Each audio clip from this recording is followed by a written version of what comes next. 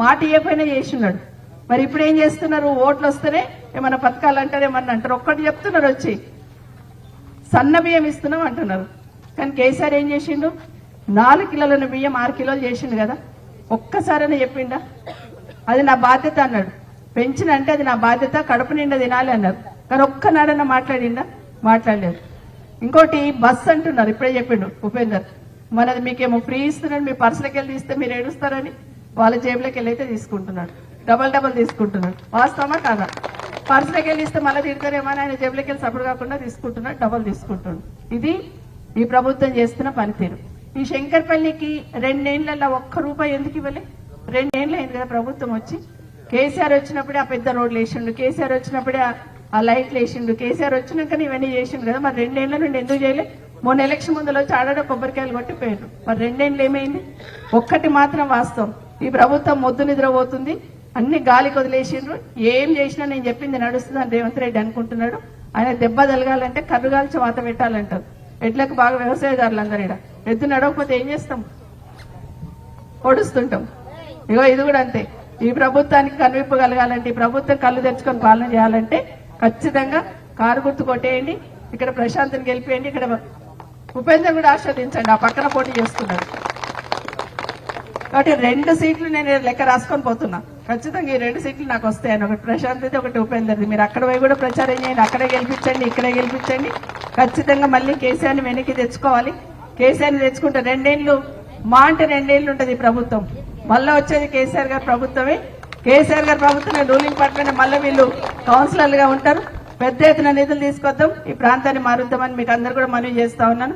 అందరూ టీవీలు చూస్తున్నారు, అందరు మాట్లాడుతున్నారు. పిల్లలకి 2 లక్షల ఉద్యోగాలు ఇస్తామన్నారు సంవత్సరానికి. ఎక్కడ పోయినాయి?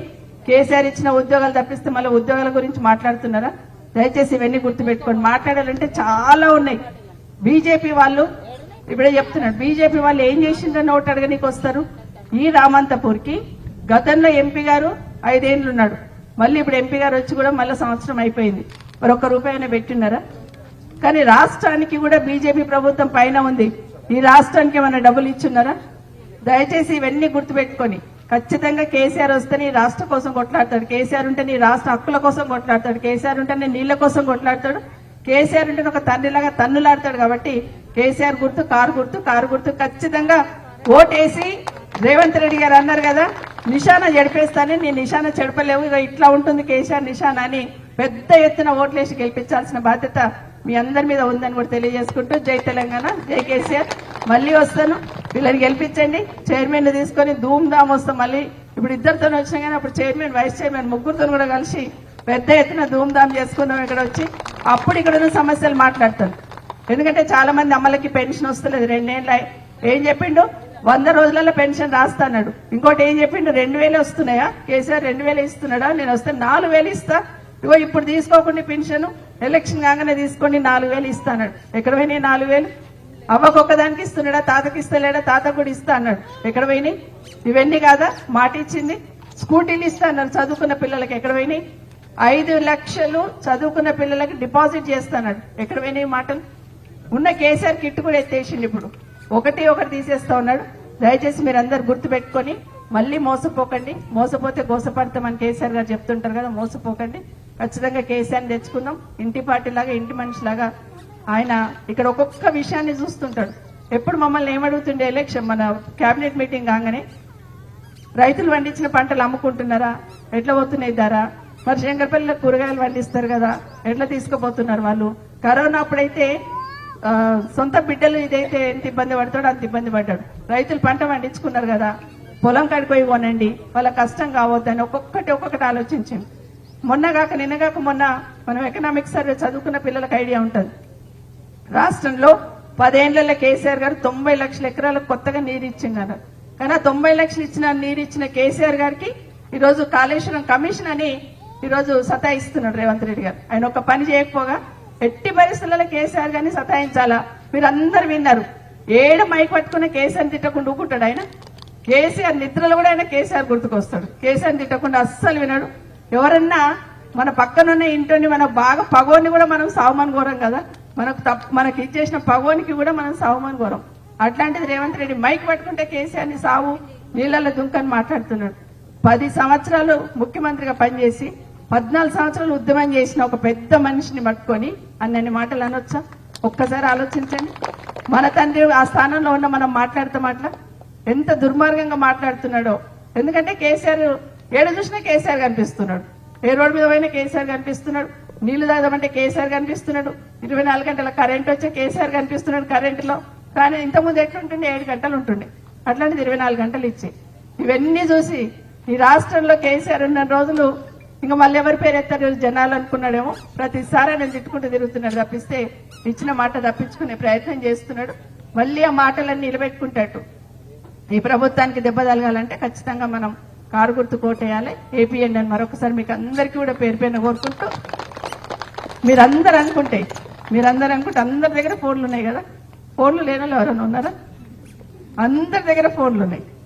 ఒక్కరొక్కరు ఒక 10 ఫోన్లు వేపియండి. వాళ్ళు చెప్పిన సబితం ఎట్లా వేపిస్తాం, 10 ఫోన్లు ఉంటాయని, 10 ఓట్లు ఉంటే ఫోన్లు ఎట్లా వేపిస్తాం అనుకుంటారు. మీరు అనుకుంటే మీ ఆడపిల్లలు ఉంటారు, ఇక్కడెక్కడో మీ అన్నదమ్ములు ఉంటారు, మీ వదినలు ఉంటారు, మీ చుట్టాలు ఉంటారు, దోస్తులు ఉంటారు. ఎవరైనా రోజు కనీసం ఒక 6 రోజులు 8 రోజులు ఉంది ఎలక్షన్, ఒక్కరొక్కరు కనీసం 10 ఓట్లు నేను వేపిస్తా మా ఊరి కాకుండా అని శపథం తీసుకొని ఇక్కడికి వెళ్ళండి. 10 ఓట్లు కారు గుర్తు మీద ఎత్తియండి. వాళ్ళు ఎక్కడన్నా ఉండండి, చేవెళ్ళలు ఉండొచ్చు, మోయినాబాద్లు ఉండొచ్చు, శంకర్పల్లిలు ఉండొచ్చు.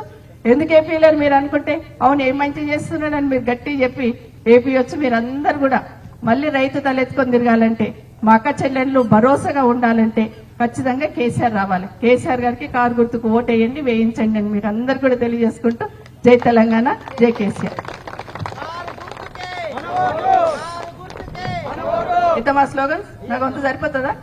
జై తెలంగాణ, జై ఎత్తాలమ్మ గట్టిగా పిడికిలు పట్టి, మళ్ళీ ఇట్లా అన్నారు అనుకో మళ్ళీ మోసపోయి పిడికిలు పట్టండి. జై తెలంగాణ, జై కేసీఆర్, కారు గుర్తుకే, కారు గుర్తుకే. థ్యాంక్ యూ అమ్మా. ఇగో ఇదమ్మా కేసీఆర్ ఉద్యమం చేసిండు కదా గట్టిగా. ఒకసారి వస్తారా శేఖర్ రెడ్డి, స్టేజ్ మీదకి వస్తావా? ప్రభాకర్ రెడ్డి గారు, రామోదర్ రెడ్డి గారు స్టేజ్ మీద రండి, ఒకసారి స్టేజ్ మీదకి రండి. ఇంకెవరన్నా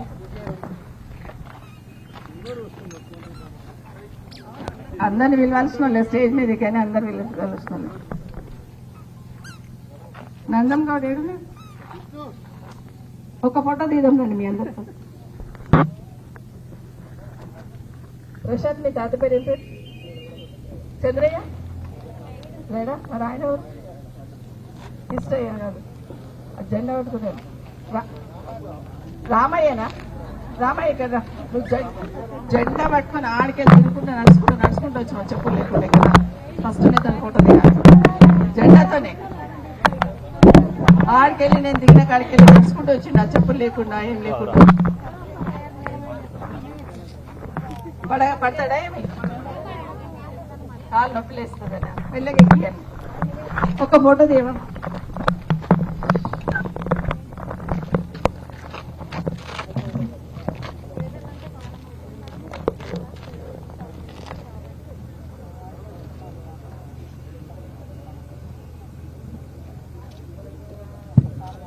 థ్యాంక్ యూ.